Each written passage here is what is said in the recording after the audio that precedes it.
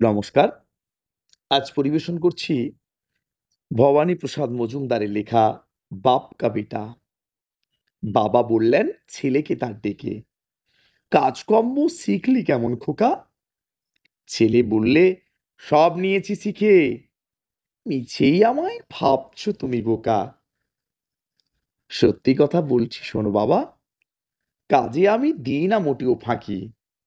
Pocket কাটতে গিয়েছি শিখে ভালোই, গলা কাটাটা শিখতে শুধু বাকি। বাবা বললেন, "সাবাস খোকা, সাবাস!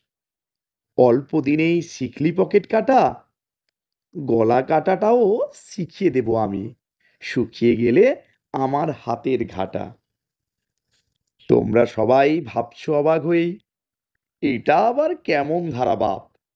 বাপ যদি হন দর্জি, বলো তবে তোমরা তাকে করবে কিনা মাপ? নমস্কার।